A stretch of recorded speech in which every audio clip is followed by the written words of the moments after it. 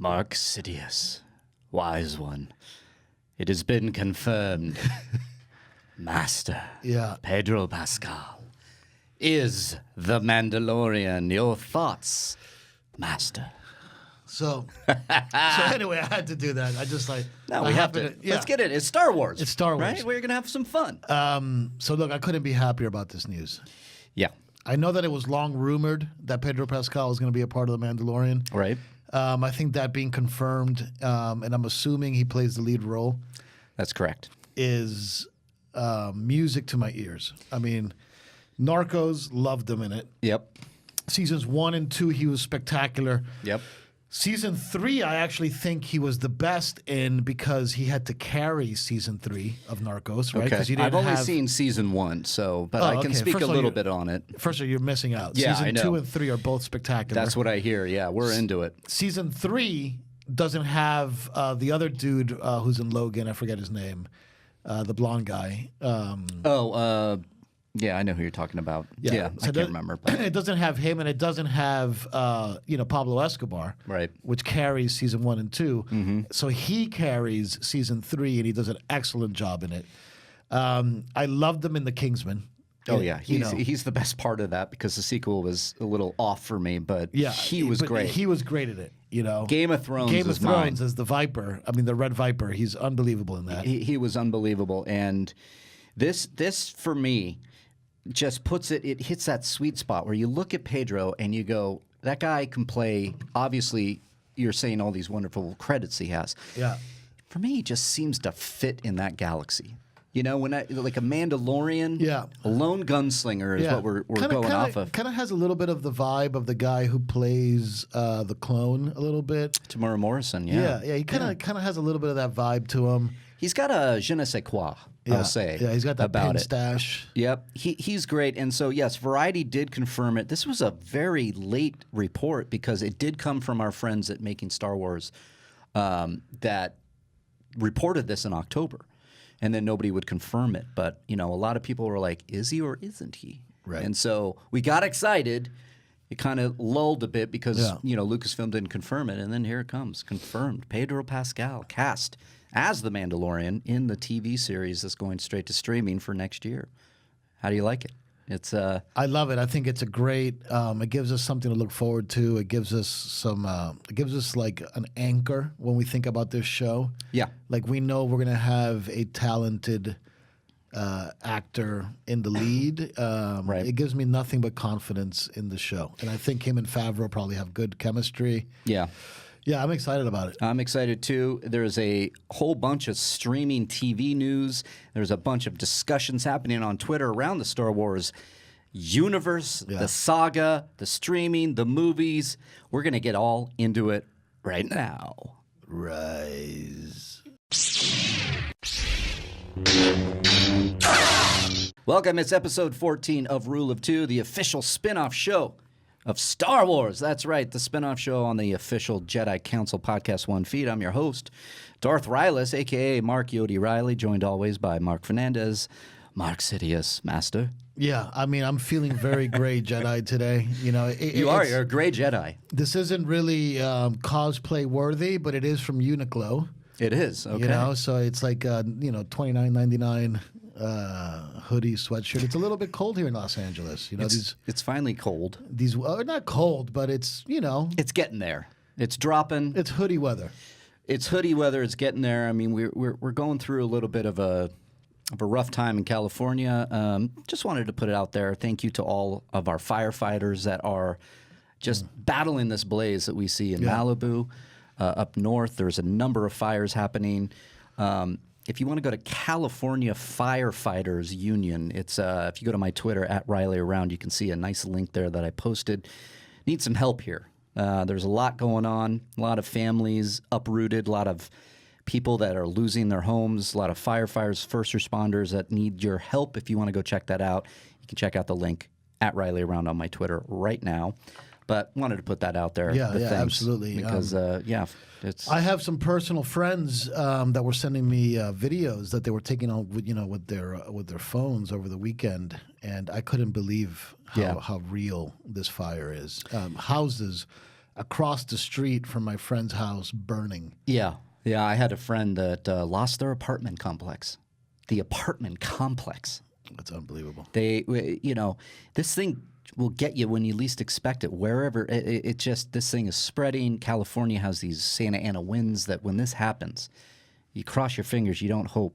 You're hoping nothing goes through, like fire-wise, and here we are. And it's awful to see.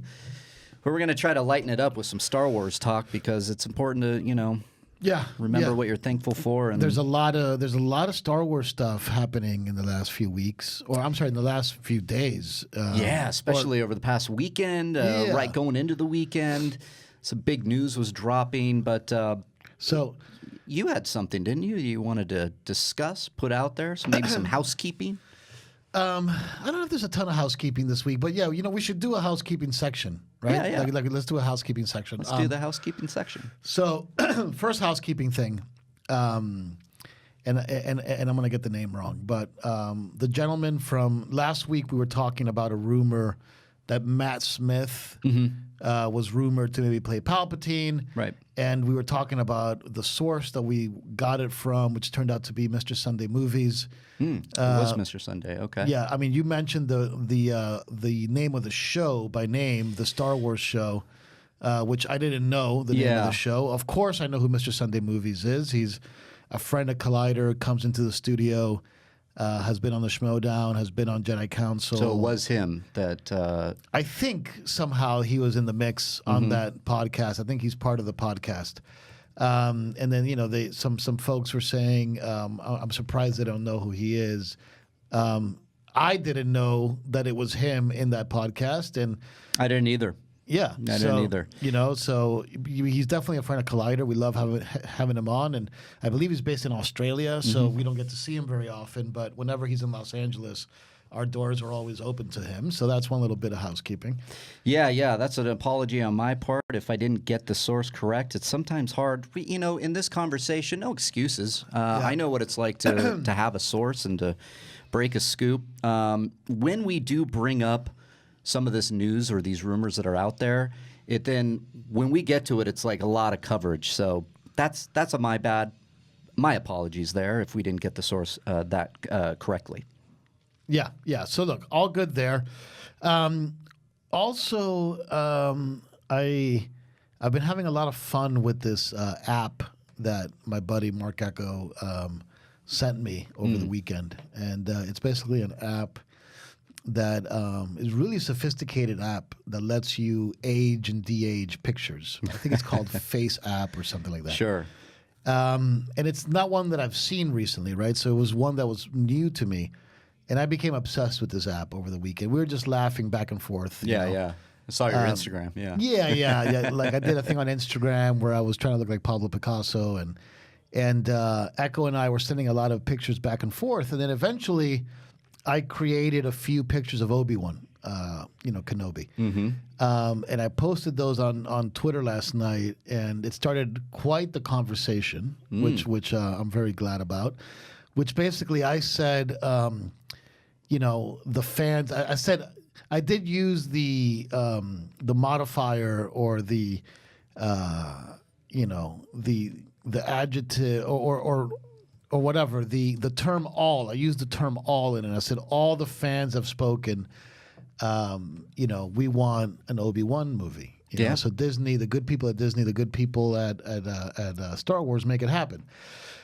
And it started off a really interesting conversation. At first it was all, I think, in support of the idea of an Obi-Wan movie, which is something that you and I have talked a lot about, which is something that, I think we're both very interested in. Absolutely. And then Harloff jumped in and said that he'd prefer a TV series over a movie. He did. Which I think it's a fun debate topic, actually, because I actually completely disagree with that. Even though I think it would be fun to have a TV series of Jedi, and it would be amazing if it was Ewan McGregor and if it was about Obi-Wan.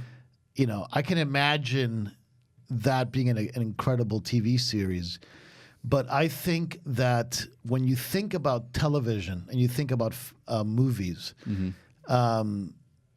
you're really talking about two very, very, very different narrative formats. Okay? Absolutely. And it's not as obvious. You know, some people say, oh, no, but there's TV shows now that are just like movies.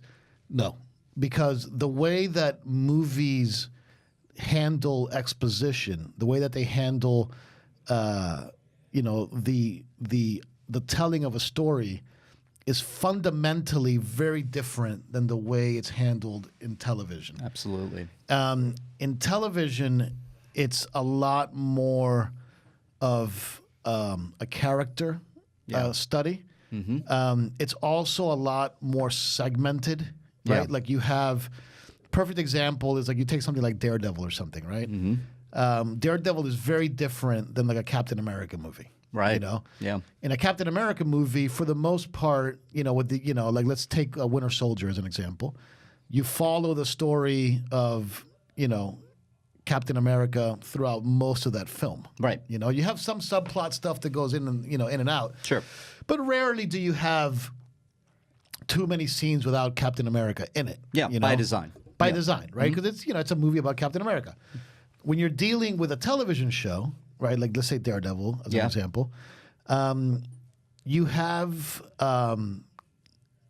each character almost has their own story. Yeah. You know, so it's like here are all the scenes with Daredevil. Here are all the scenes with Foggy and you know Ann Woll's character. I forget her name right now, but it's the way that you tell stories in television is very different. Even look at Game of Thrones, right? Because that's the first one people will say, oh well, Game of Thrones, Right. you know, Game of Thrones is all about you know, it's just like a movie. No, it's very different. I know where you're going with this because I think that, like, let's say Game of Thrones. Yeah. You have a lot of characters. You have a lot of story points, plot points, subplots, themes, character arcs, all these different things.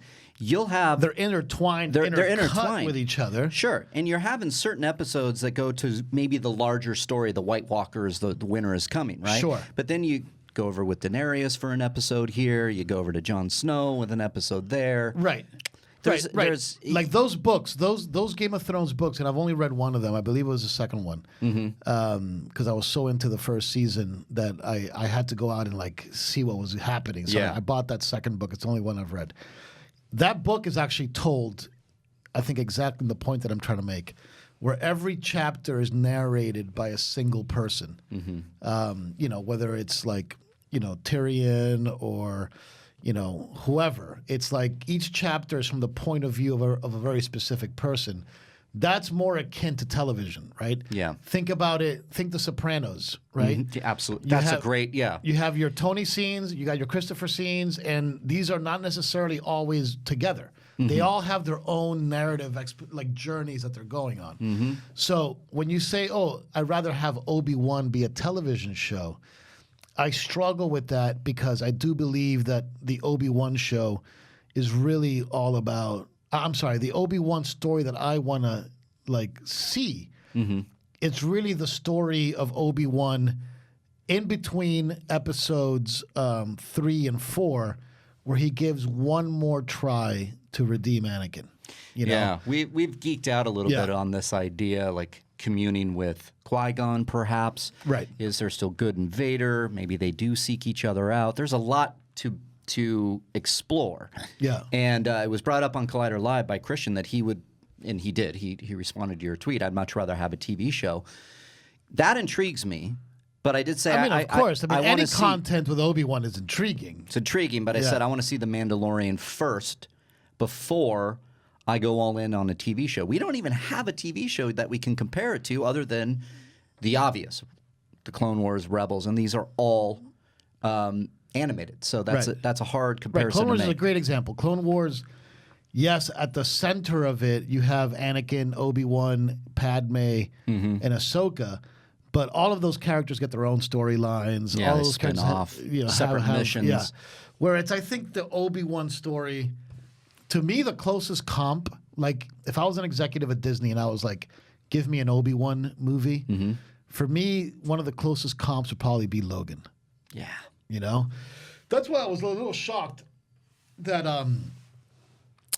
Mangold was actually up for the Boba Fett movie. and not for the Obi-Wan movie, or bummed, not shocked, but bummed. Yeah. Because I think Mangold would be great doing an Obi-Wan movie. I think that the idea is still there. Like Boba Fett, you can kind of look at Boba Fett and look at Mangold and go, he could maybe do for Boba Fett what he did with Logan, right? And Boba Fett could be looked at as maybe a lone gunslinger, like a Western kind of vibe, a la Logan. Yeah. But you could say the same about Obi-Wan. You could put it on Tatooine, dust and nothingness all over. Put Obi-Wan as a And lone then force him gunslinger. into an adventure that he doesn't really want to be a part of. Correct. I like that idea Which as is well. basically the story of Logan, right? Like Logan was all he wanted to do was just take Xavier, Find a boat. and get the hell out of Dodge. Yep. That's all he wanted to do, and he's forced into one last heroic mission. I think that would be a great arc for Obi-Wan for that film. Yeah. Where Qui-Gon, he's communing with Qui-Gon, and Qui-Gon breaks it to him, like, you got to go rescue the boy. Mm-hmm. He's the chosen one. He's the chosen one, and he's like, no way, I'm not, messing with that. Yeah. He's like, you have to. It's like the balance of the galaxy depends on it. He goes and does it. A great adventure ensues. He's once again defeats Darth Vader. Once again lets him live, right? So we repeat the same old thing again. And then really becomes invigorated to understand that maybe Qui-Gon didn't see the whole picture, and really starts to understand maybe towards the end of the film how important Luke is to the transformation of Vader, because maybe throughout the film there's points where Obi-Wan and Vader are actually talking, and Vader says, "What the fuck happened to Padme?" There's something you're not telling me. I sense it, old man. There is. You see what I'm saying? Yeah. I'm going to put some tweaks on that because go of ahead, my go ahead. knowledge. of, Writing session. Yeah, writing session. He's more machine now than man, twisted and evil. I can't do it, Ben. I can't kill my own father. Yeah. Then the Emperor has already won. You were our only hope. What if Obi-Wan, with the best intentions from Qui-Gon, goes to seek out the good? By the end of their duel, Obi-Wan is, there is no good left. Duels. Yeah. There is no good left. I got to focus on Luke. That's his arc. Yeah. You know what I mean? I can good see arc. going in. I can see Obi-Wan going in trying to maybe, get some good out of Vader, or try it at least, or, see what it is, touch him with his mind. What is it? What is it? Come on. And I would love to see the change in Darth Vader. Him in the suit. Where's Padme? Yeah. You know what I mean? Because that was the one thing I loved about Revenge of the Sith when, yes, Master, there's Vader in the suit. And one of the first words after yes, Master is, where's Padme? Is she all right? Yeah, yeah. The juxtaposition of the dark helmet. You took her from me. Yeah. So I like the idea of... You did this. Yep. I love the idea of playing that angle in there. But the arc by the end... One little thing I'll throw in there since we're just doing a writing session now. This is a writing session. So first of all, somebody did send me a treatment for an Obi-Wan movie. I want to give them a shout out. Ooh, I like it. They sent us a treatment. It's called the Let's Write Podcast. Okay. Okay. They did a treatment for the Obi-Wan film that they sent us. I haven't read it, but it's Kenobi, a Star Wars story. We will read it at some point and maybe talk a little bit about it. Okay, but I would love that. But anyway, so with our story, there's a scene that I think would be great. Oh man! First of all, we should totally be outlining this, and Disney should be listening to us because this is the breaking point in the film. Okay. Okay. So when Obi-Wan finally is convinced to, because remember, in our written by Riley and Fernandez I like this. Obi-Wan movie, it starts off with Obi-Wan defending Luke against the Sand People. Yeah. Right? It's like a big action opener, right? Like very Spielberg. I got it too. It opens up with a big action scene, okay? We follow young Luke. It's like... And like Uncle Owen and the Uncle mom, like Owen, maybe Luke, they're together. Luke, and we get that, and it's like little Luke. He's doing his chores. We follow along with him. See, Nice I had steady him in cam. a speeder. Yeah, he gets on the speeder. Yeah. We start at the Lars homestead. Okay. Okay, you got to do this.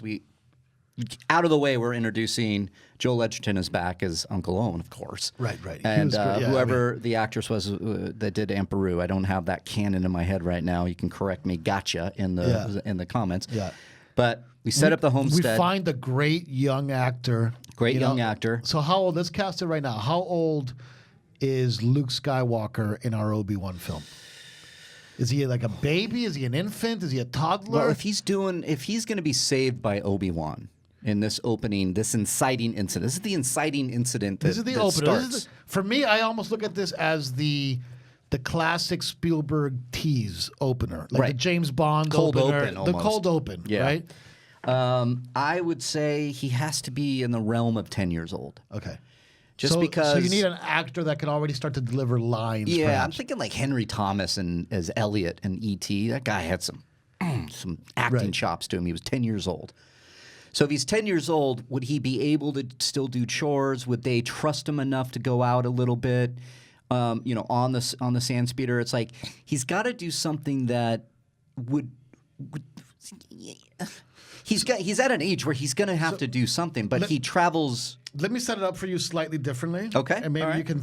We're spitballing here, folks, yeah. so we can do this. Yeah, we're spitballing.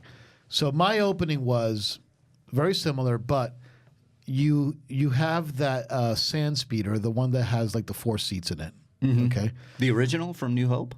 The original from New Hope. Okay, great. Okay, because it's newer now, though. It's newer. Yeah. It's newer, but it's that one. Yeah. Right. I think they call it the X. There's like there's a name for it. The X38. I think it actually might be an X38 sand speeder. I actually think that actually might be what it's called. Calling Alex Damon from Star Wars Explained. Yeah, I'm sure I you only got that. know that because you get one in Star Wars Galaxies. Got it. Yeah. So okay. So anyway, you get one of these so it starts off at sunset, okay? Mm-hmm. It's starting to become dusk, right? You see Edgerton, his wife, Beru, and young Luke, okay? They're driving. They just came back from trading the spices that they're mining or whatever it is that they mine over at the homestead, right? Which I forget exactly what it is, but they're mining something out there. Moisture right? farm. All right, so whatever the output is of the moisture farm, they somehow trading it in and they're taking the family back home, right? Okay. It's nighttime. It's becoming nighttime. They get into this kind of like reminiscent echo of a Phantom Menace. They get into some canyon situation, right? I know where you're going with this. In come the sand people, right? You see that little callback to Phantom Menace. You see from far off, you see the speeder going, and then. Right. So then he shoots. One of the sand people shoots the sand speeder. Right? Okay. Spinning out of control. Yeah. It Yeah. smashes right into like the side of the canyon. Okay. Right. And they're hurt. They're all injured. They're down. They're down. Something cool happens with you get there's it's all sand everywhere, so you can't really see what's going on. Then you start seeing the sand people approaching. And as you start seeing the sand people approaching, you get a look at Luke seeing the sand people or something like that, young Luke. And then you hear, and then in the back, you see that blue lightsaber ignite, Oh, here's one for you. Are you ready for this one? I'm ready. I like this, but I have some notes. Notes are great. Just thinking canon-wise. Yeah. So here's the thing, right? You hear zoom, zoom, right? You don't see one lightsaber. Okay. You see 2. Oh. Okay. And then. Oh boy. Yeah. This is first of all now we're cooking with gasoline. Yeah. Now I'm interested. Now you see 2 lightsabers. Obi-Wan, right, comes into the frame. He's holding both of them. Okay. He's holding his lightsaber and Anakin's lightsaber. Oh boy. Yeah. Like right there, the audience is like, bring it. Yeah. You know. All right, so what are your notes? Because first of all, this is a pretty good. Because obviously he fucks everybody up. Yeah, no, it's a great opening. Yeah. I would tweak it because here's where I go to. Luke. Okay, because I'm not done with the opening, but I want your notes because I want to finish. All right, out. well, finish it then, because then I can go in and maybe there's some tweaks based on what I have in mind. This is how we recontextualize Obi-Wan, right? Yeah. So he comes in, two double wielding lightsabers, which is the only time we've ever seen that in the movies. Besides, is really just Anakin. I think Anakin's the only person that we've seen. Anakin's done that, yeah. Do that, right? He did it with Against Dooku. Against Dooku. He did it again with Dooku, and then got it. Again, he did it again with Dooku. Yeah. So you see Obi-Wan do it because it reminds you right there. He's got Anakin's lightsaber. Oh yeah. You know what I mean? And he's using Anakin's lightsaber to defend his son. Yeah, which is great. Which is great. And his lightsaber, right? So they're together again, like defending what's good, right? So anyway, kills all the Sand people, great stuff. You don't see a ton of, whatever. Then very reminiscent to A New Hope, he takes the unconscious, Ambaru, Uncle Owen, and Luke somehow back to the moisture farm. Are they unconscious? All of them are unconscious? When he rescues them. He rescues them, but are they conscious or not? Because this is an important note that I'm coming in for me, when he rescues them, when you're in the desert with them, they're still unconscious. But after he rescues them, and you cut to Obi-Wan leaving the farm, or like Owen's little homestead, and him and Uncle Owen have a little dialogue, so you get Edgerton acting a little bit, and then he turns around, puts the cloak back, and heads out. Yeah, and that's the intro of the movie. I love that. I think that's decent. Oh, look at this guy. That's decent. Look at that guy. I mean, I think what you could do, if you wanted to do it the right way, is that's a nice little scene you got going on in your head. Jesus. But I think you got to do a 10-episode arc. Oh God! Now, dude, if we're gonna talk about the TV show, you got to come in here because we were just talking about why we don't think a TV show is the right way to go. Well, Riley changes his opinions back and forth like a Republican or Democrat. So no, it's like, I said exactly what I said on live, which was I need to see The Mandalorian first. all right. Well, I mean, I'll definitely come in there and talk to you about it because I think, listen, the fact is you want to get a full-fledged deep dive into what this guy was doing. And if you do a 2-hour movie, you're probably just going to rehash a lot of the stuff we already saw. I think that you get into a real big breakdown of what he can do, where Vader is. Again, a conversation from Return of the Jedi is the entire basis of the show. Get in here. It's too weird listening to you like the Wizard of Oz. All right, I'm coming. All right, hold on. All right. All right, so guys, so I And guess I got to get his take on this too, because so this with my conversation, notes, conversation is enough. Sometimes when you conjecture, you go so above a topic that it starts like the people start feeling it in the office, and somehow Harloff was hearing us talk. he heard the call of the dark side. Apparently, you heard the whole pitch. I heard right? a lot of it. So let me go back to what I was saying as far as like the main. So the main thing of what the show, the more because I was lobbying for the movie for a long time. Yeah. But as they announced this streaming service, and what you really want to do a deep dive into the character, because he's one of the most complex characters because of what he did, what he lost, what he had to give up, what he had to sacrifice in order to watch over this kid, the guilt that he felt over his apprentice, over his friend, watching over his kid because of that nature. That is too much to cram into a 2-hour movie. And because if you're on Tatooine from end, you can also go across different time periods in a show. It's harder to do in a movie. You could, but then it seems a little it's choppier because the line in Return of the Jedi, the one that I always go back to since the beginning of this thing, and that is your Obi-Wan once thought as you did. When? When did he once think that? Which is great. Which to be honest with you, that one line, and you told me this about a year and a half ago. That one line is the basis of my Obi-Wan idea, which is his last attempt to redeem Vader. Right, because I went to the line, he's more machine now than man, twisted and evil. I can't do it, Ben. I can't kill my own father. Then the Emperor's already won. Right. Because at that point, he's pushing him to go kill Darth Vader. Yeah. Right? And that's when Luke's like, no, there's good in him. For me, in my movie that I spin around in my head, after he does all that, right? He's communing with Qui-Gon. Qui-Gon convinces him, you got to go rescue the kid, right? He goes to rescue the kid, and when he confronts Vader, right, there's that sign of hope where Vader is like,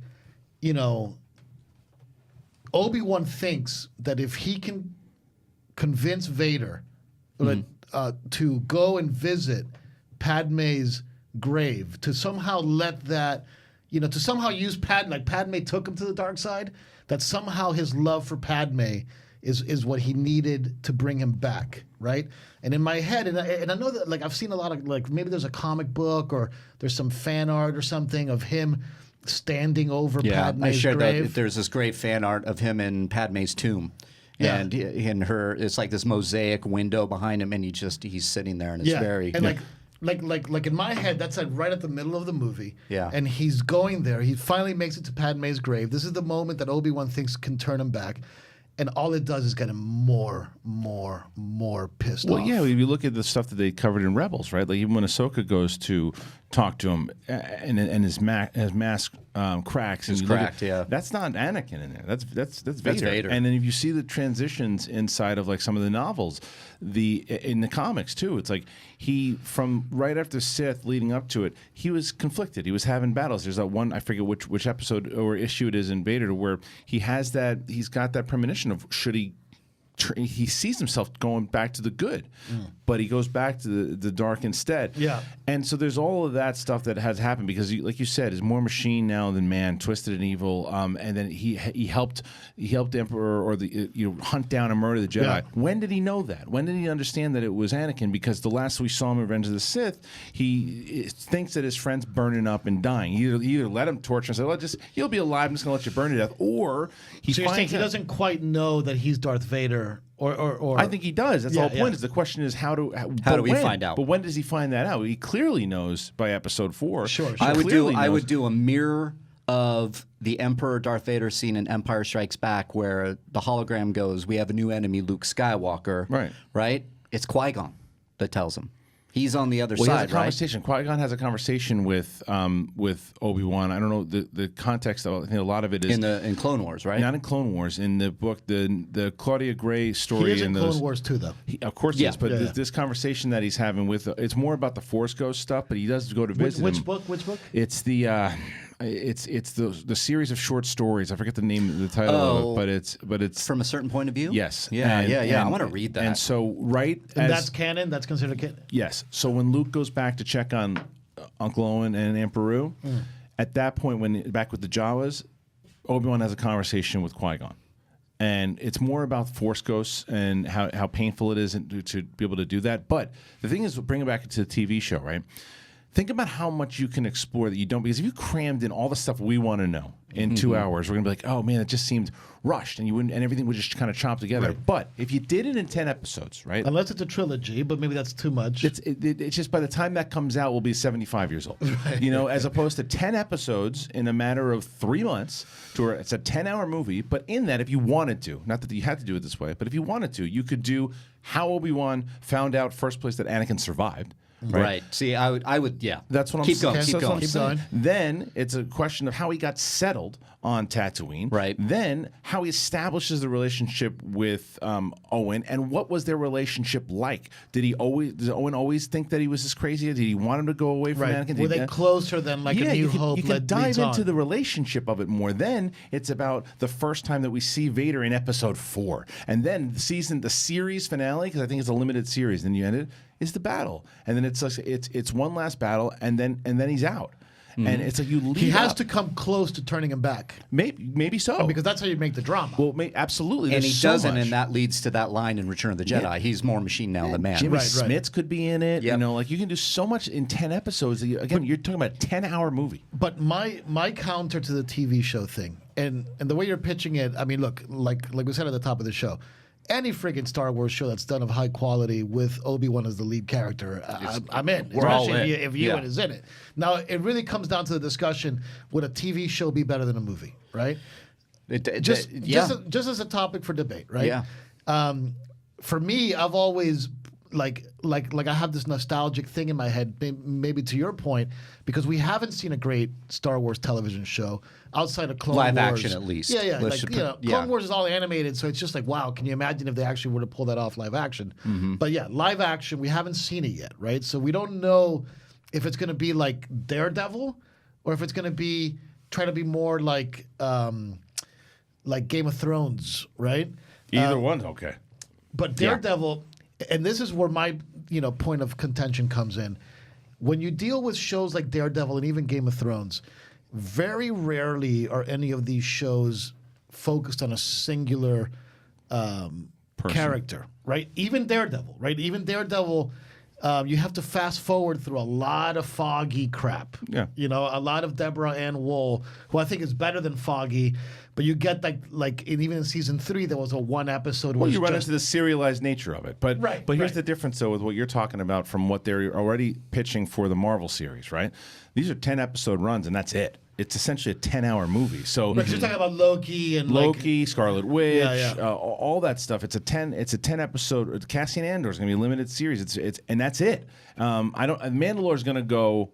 You know what? I don't know if Cassian is 10 episodes. I assume that it is. Right. We don't know. It's just been announced. Mandalore is more seasons, and that's one thing. But a limited series basically tells you we're making you a 10-hour or an 8-hour film. Right. That's So- what it so- is. yeah. So the difference is what you guys are thinking about it business-wise, right? The thing is that how you can, because Solo didn't make a lot of money. We all think that it was a fine movie. It wasn't terrible. It was fine. Right. It was fine. Didn't have to be made. Now, I think that if Solo was made as a series, it would have done a lot better because I think that, again, you're not forcing would have people. done better. Because you're not It would forcing. have done better. Especially if you have the series or if you have the streaming service. If the streaming service comes out, let's say Obi-Wan, you've already gotten it because of the Mandalorian, you've got it because of the Clone Wars, you've got it because of all the Marvel series. You have it already. Yeah. And then they announce Obi-Wan. What are you going to do? Not watch it? No, That's what I'm of saying. course not. And we're not Because- saying that. No, Yeah, I know yeah. you're not. Yeah, I know yeah. that. But what I'm saying is because business-wise, you know that you put that money into it, that the 10-hour people are going to watch it the same way they're going to watch Ozark, the same way they're going to watch Yeah. these popular shows that they have. It's going to be a popular show,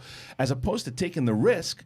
Putting $200 million into a 2-hour and 10-minute movie that they're not. I think it would do very well. But my point is that you can really dive deeper and maybe get a second season if you wanted to, and really put that resources in and get it back through the subscriptions, through the views. So look, I think both.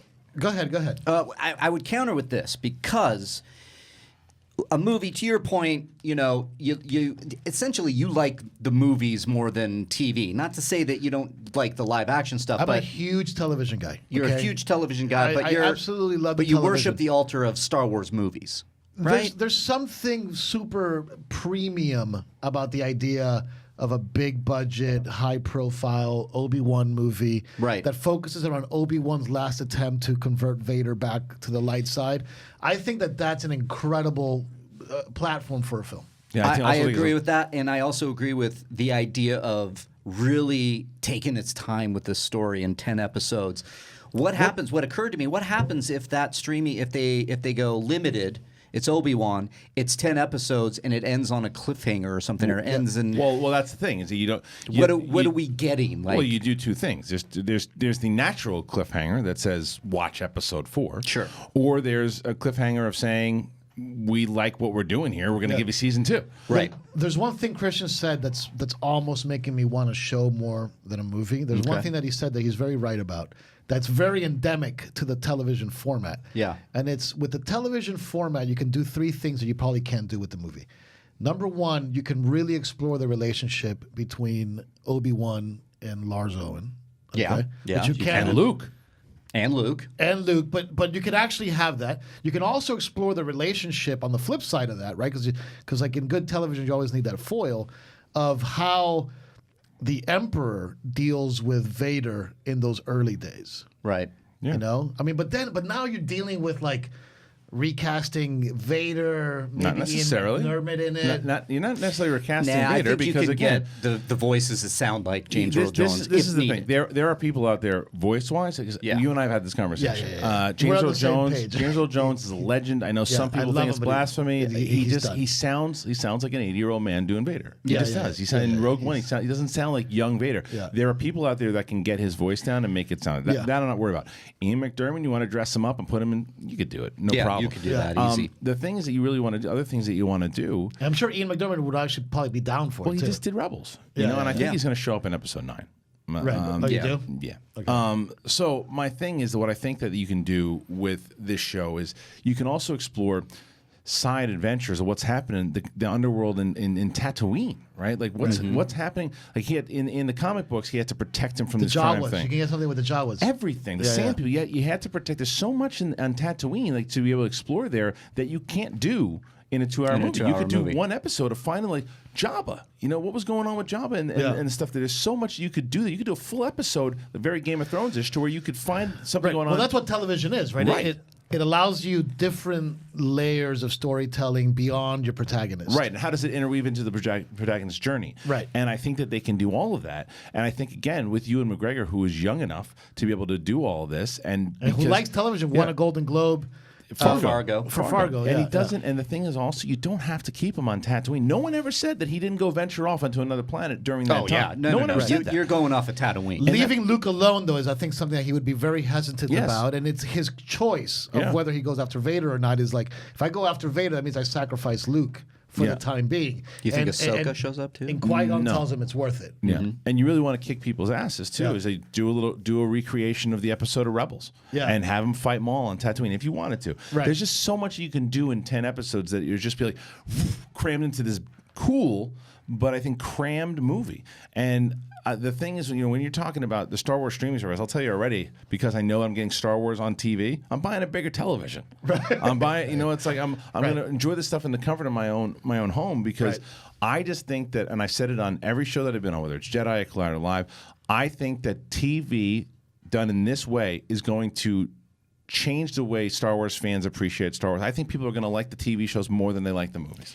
I think we're leading there, and I mean, for me, I go more on your end. I love movies.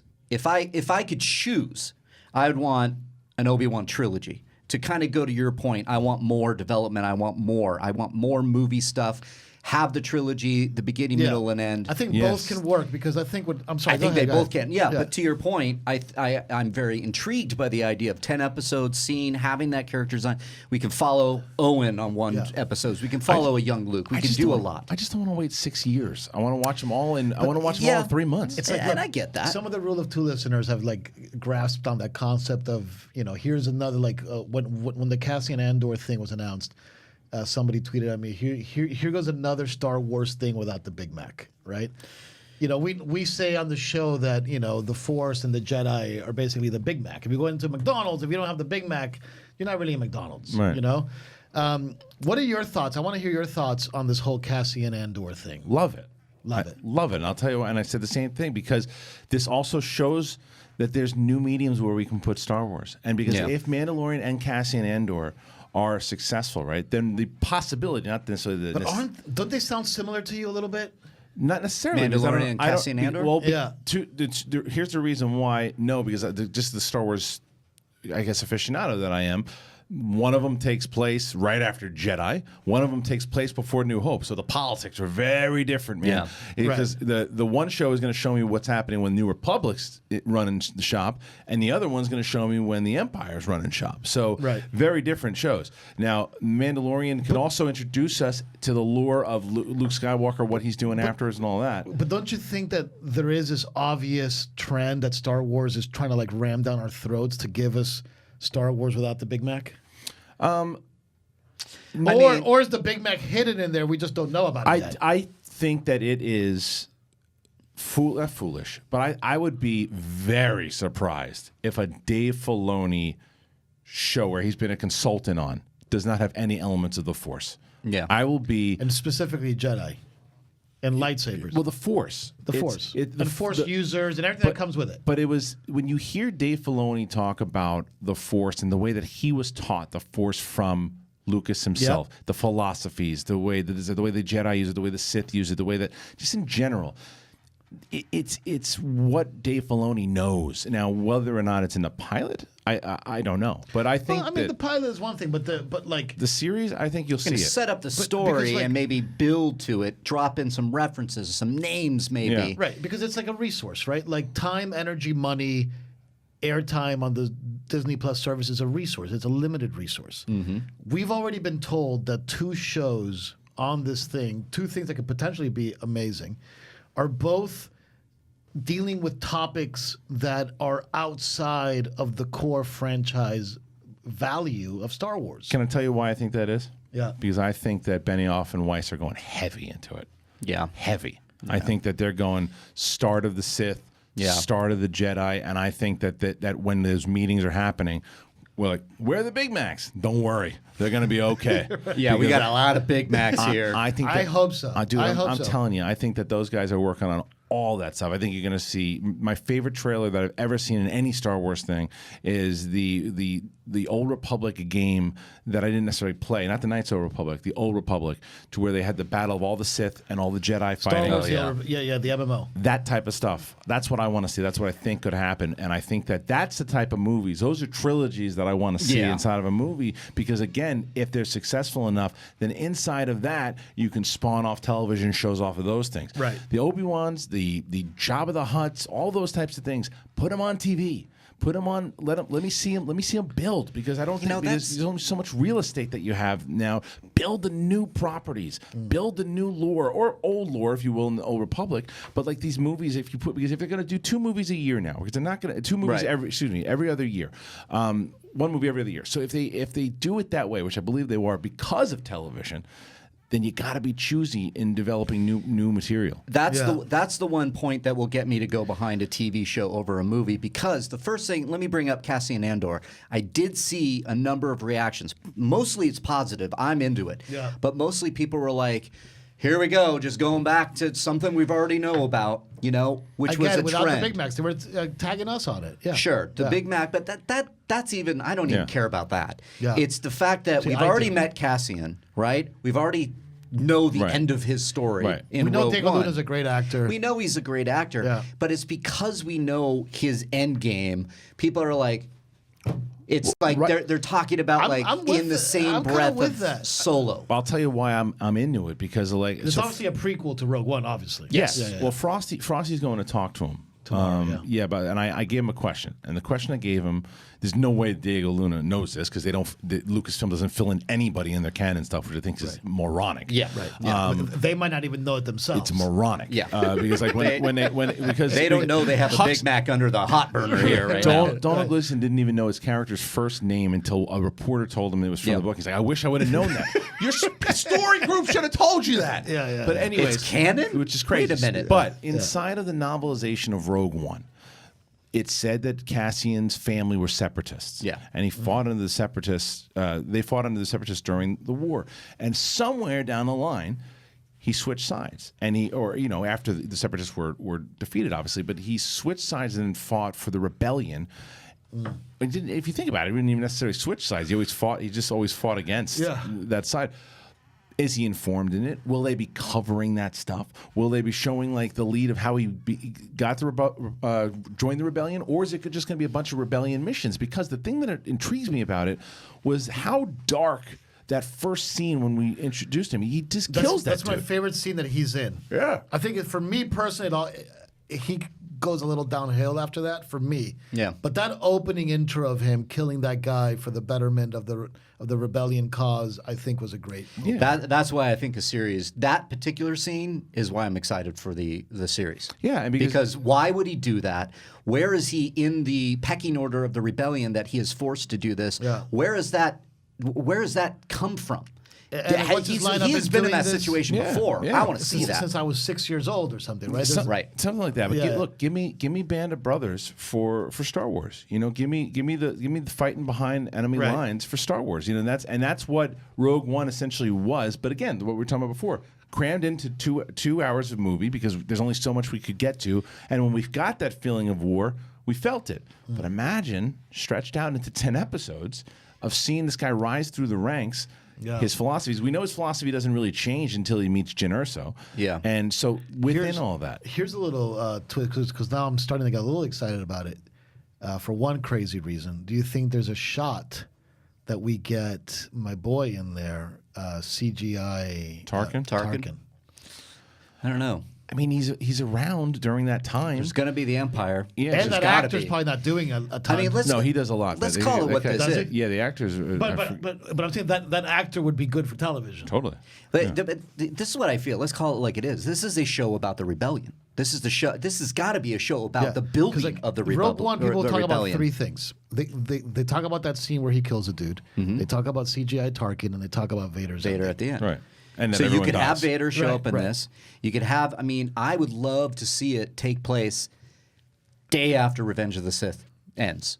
Well, he'd be younger, right? He'd be young. super Well, young. he'd be super young. So maybe you maybe could start it with a flashback. It's Start with a similar- flashback, yeah. but no, I want to see where he gets involved. I want Yeah. to see the politics involved, Yeah. the hiding. I mean, Well, Star Wars politics, when done well, I mean, again, I always reference Claudia Gray. When it's done well, it's brilliant. If you know, a lot of people didn't like the politics of the prequels, it was there. It just wasn't executed well. And I think that you can really do a cool House of Cards type show if you wanted to. And to answer your question before, isn't it the same thing? It's so different when you look at the politics of it, because you look at what you can explore in The Mandalorian if you choose to go down that route. What they explored, I thought, brilliantly in the books was the New Republic is just like any other government. They just happen to have the facade of being the good guys, but they're still fighting for power. They're still trying to get one side's trying to get their leaders in, the other try to get their, basically what's wrong with politics in general. And they'll hopefully they explore that inside the Mandalorian. However, when we in the Cassian Andor series, it's a dictatorship, and it's one. So there's two very different shows. It's the classic Star Wars we know with the classic look of the stormtroopers, and then the other side is with Mandalorian. Do we see the building of the First Order? Do we see any of that? That's I just think my big problem, again, going back to the stupid Big Mac analogy, is that when George Lucas started out with Star Wars, he progressively started to realize that, you know, it's just like when you do any kind of creative thing, right? You start and you start realizing this works really well, this works less well. Let me focus more on what works really well. Next time, oh my God, it's working really, really, really well. It's working even better. And then with the prequels, the thing that George Lucas really did was that he said, hey, the world of possibility around the Jedi isn't just Luke Skywalker and Darth Vader. It's like there's actually hundreds and thousands of Jedi. And, you know, and like, here's all these different Jedi names, like, you know, Pluktar or whatever, you know, I'm terrible with the Jedi names, but Plo Koon, yeah, like you have all these different badasses. And then to your point with Filoni is now able to create stories around different Jedi. And, you know, that's why I love Clone Wars so much, because Clone Wars has incredible politics, incredible war, incredible stormtrooper shit. Television show. It's a television show, Right. But ultimately, it still has its creative North Star around the Big Mac. It's really based on the Big Mac. Now, Rebels as well. Rebels as well. Rebels as well, Yeah. absolutely. And then now you get into these TV shows, and they're kind of telling you, like, forget that stuff. That stuff is not as important to us. Like the sideline war stuff is just as interesting. And you better, you know, this is what we're going to feed you. And just to me, it just rubs me the wrong way. Like, when I hear you talk about it, it gives me hope, to be honest with you, because, you know, Christian's articulate. He knows this stuff. It could be a lot of fun. But this Star Wars galaxy, and that's why I love KOTOR too, because KOTOR, the Big Mac's at the center of it. Well, but you're also this is the thing that if you go back to like the prequel stuff that people had a problem with back in the day, and I bring this up every single time. A lot of the anger and hate around the prequels has since kind of diminished because of the fact that we know we get more Star Wars. There's more stuff that eventually you're going to like. But the reason why they were so hateful, we thought that was it. Because they were done. So what I'm saying to you is, even if this Cassian Andor does no Jedi stuff, nothing to do with the Force whatsoever, and it probably won't on his side of things because he doesn't really have much to do with the Force, even when he meets the Chirrut Îmwe and all those guys. But I think you got a better shot at Mandalorian. Right. But even if they don't approach it in any of those things, there will be something else that comes out down the line that does. Now, I know that you can feel like, well, they haven't proven to me that they will. Episode 9 will explore it more. Right, because Episode 8 was, like, out of all the Star Wars movies, the one that went the furthest away from it.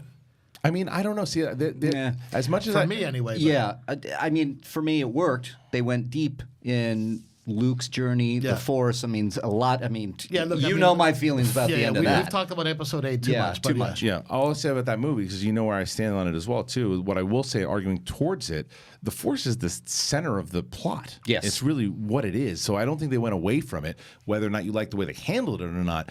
they didn't go away from the Force. They embraced it. They just happened to do it in a way that a lot of people didn't really appreciate. Yeah. And some people did very much so. Right. But anyway, the point is that they will do more stuff in that nature. I am convinced that it's going to be Benioff and Weiss. So Benioff and Weiss is supposed to be a trilogy film, though. No, right? they haven't announced really what it was. They said series of films. We don't know. Could be 10 films. This could be going like the Transformers movies. You know, just they build on the mythology. But I would argue the fact that you want more of the Big Mac, more of the Force, the Sith, the Jedi. If you keep going to that well in each particular product, I think you worry about stale storytelling. This is a great point, though. I love the idea of venturing out of that. You're craving it right now.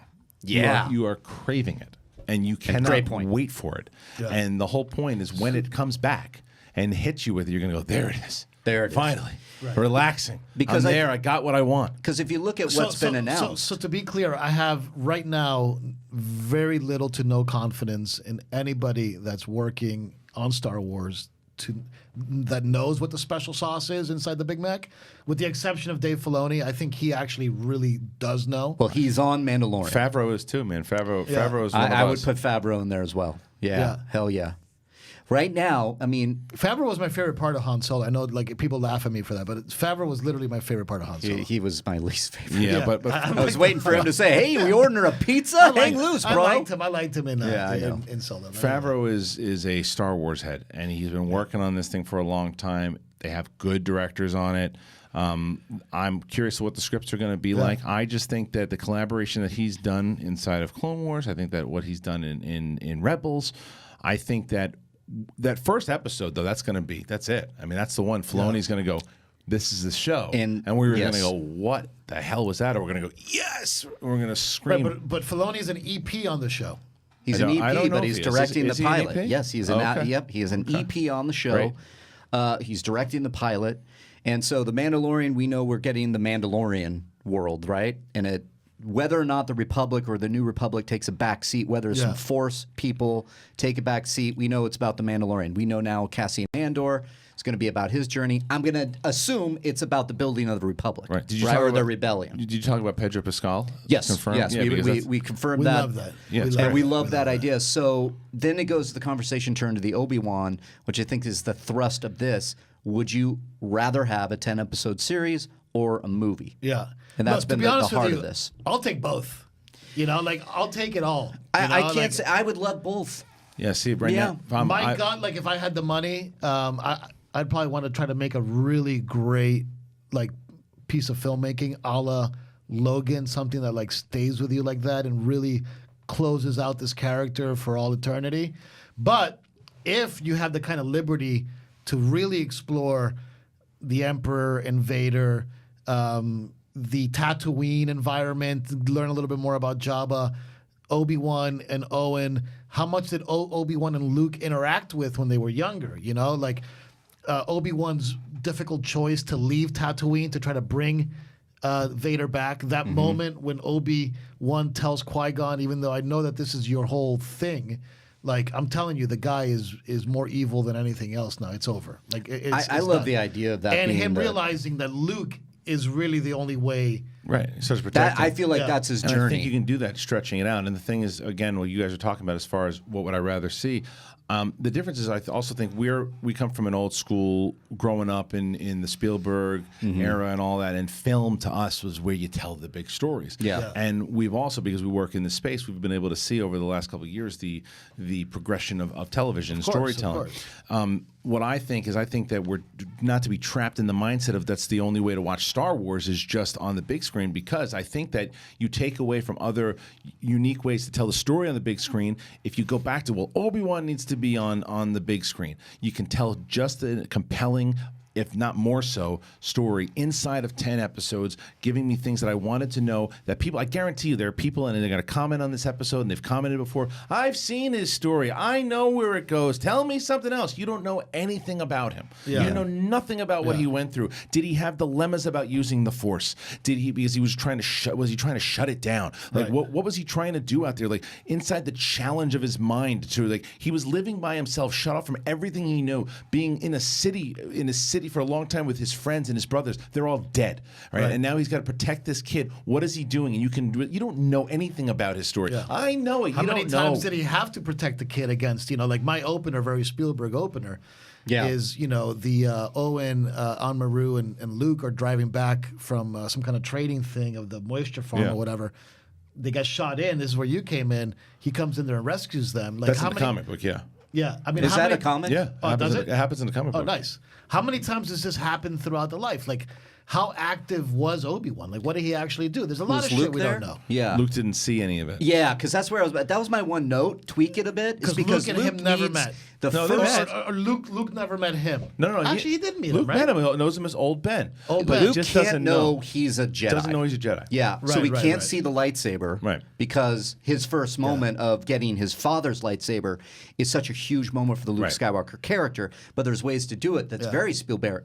Like Spielberg, right? Spielbergo. Maybe Spielbergo. Maybe like maybe Emperor Yeah. shields him like Shields him. close Yeah, your yeah, eyes, yeah, honey. yeah, yeah. Whatever, Close your yeah. eyes, honey. There's The ways to sand do people it. are going I to do it, love and then that all of a opening sudden, though, boom. where you see both blue lightsabers. You think there's two Jedi, and it's just him holding him and his dad's See, saber. when I think you run into a problem, not oversaturation is something for me that I don't necessarily believe in. I think if you make good, movies, The story's good. I people think want to will watch show it. I up. think Marvel is a testament to that because absolutely. I never did the whole fatigue thing. It's like people who don't like comic book movies, they're fatigued. If People it's who love executing at a high level, it just gets better and better. Fatiguing to me is when your core base is shut off. And they don't want to see it anymore. I 'Cause think maybe Star they've Trek ran into they've that. done the same story over and over again.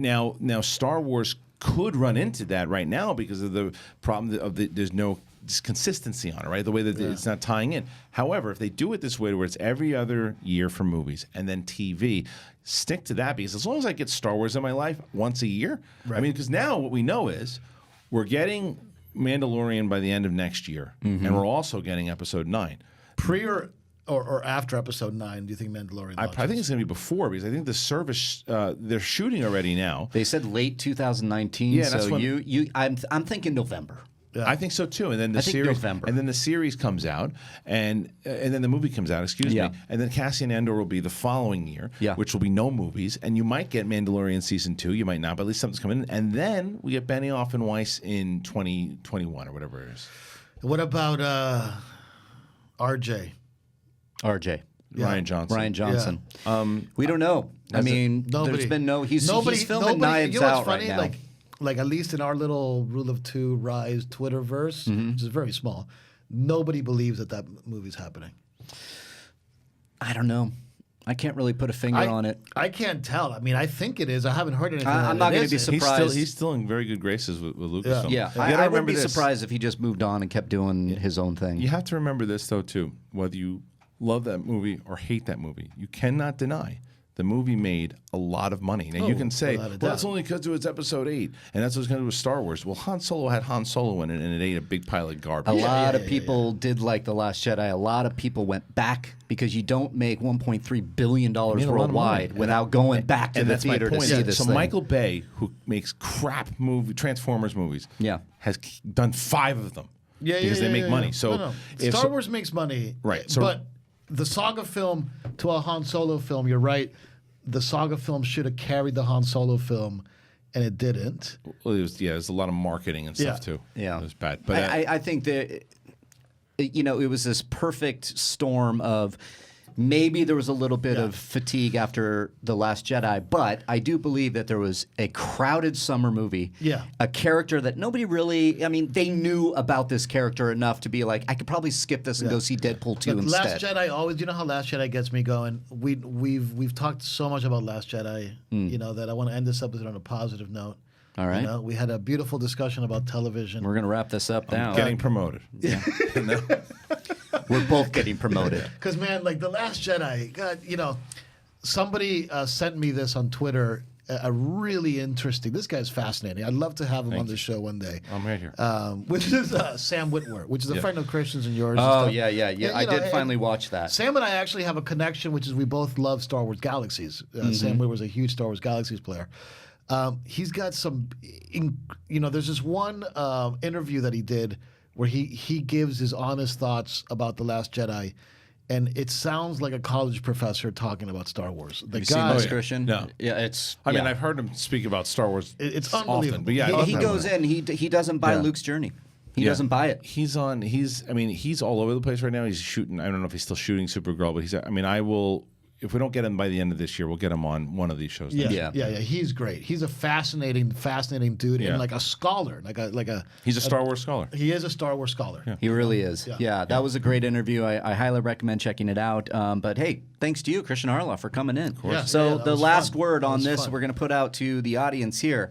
Would you rather see an Obi-Wan Kenobi TV series streaming Yeah. service or an Obi-Wan Kenobi All right, movie? so let's give our final answers. Well, if I have house money, can I say I want a trilogy? Yeah. Sure. Okay, that's where I'd prefer it.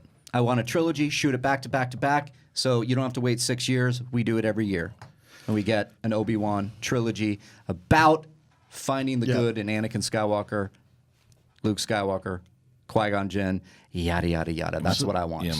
Go ahead. I was gonna say my problem with that, as much as I'd love to see it, my problem with that is then you put handcuffs on the rest of the movies that are going to be coming out. So if you do 3 years back to back to back, it's going to be how long before you get the Benioff and Weiss stuff, new characters, new lore. That's what I want to see on the big screen. For me, give me the TV show all day long. Let me see new characters come in and out through a period that I know, but I still want to learn more about, and really dive deep into what happened mentally to Obi-Wan Kenobi with that journey, understanding about his friend, protection of this kid, the relationship with Owen, what's happening with Ewan, of course. Ewan, no, I said Ewan McGregor cast, absolutely, but his relationship with Owen Lars, obviously, and then what else has happened with with Jimmy Smith's character, with the fact that they're trying to get him on the side.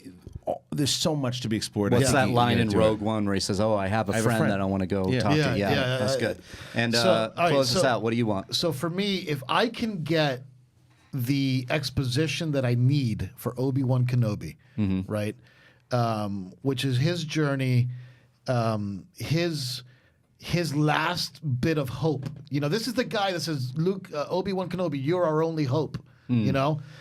To see Obi-Wan Kenobi lose his last bit of hope against Vader, have that last match, have that scene where Vader is like looking at his dead wife's grave and saying, "You know what, you son of a bitch, you almost tricked me, you almost got me, but I'm gonna fucking destroy you," and to really see that rage come out of Vader. If I can get all those beats that I'm looking for, right, including the ending where he realizes that Luke is really the key to salvation, then how can you say no to a television show? It's impossible, because then you're just getting, like, if you can do all those things at a highest level and you can do all the other things, now you're telling an epic poem. Yeah. And it's hard to say no to that, because you can also binge it, which is great, right? You don't have to wait. Right. 3 years. Yeah, or 6 years. Or yeah. 6 years.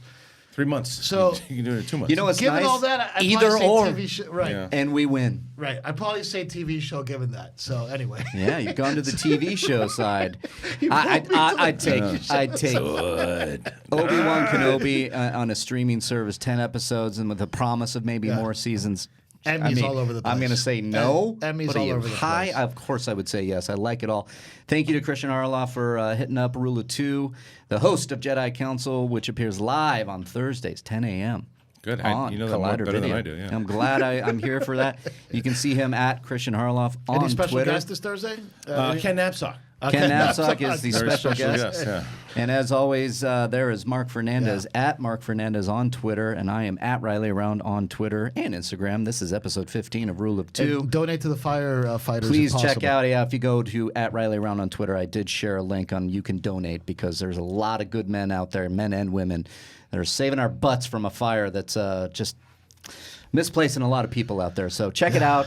If you have something to give, much appreciated. But this drops every Wednesday on the Collider Jedi Council Podcast 1 feed. Give us a good rating. Give us some comments. Share this around. You can also find it on the Collider Podcast YouTube channel. Drop your comments there. We do read them. So for Riley Around here, Darth Rylis, for Darth Harloff, and for Mark Sidious, thanks for tuning in. Bye-bye. Rise.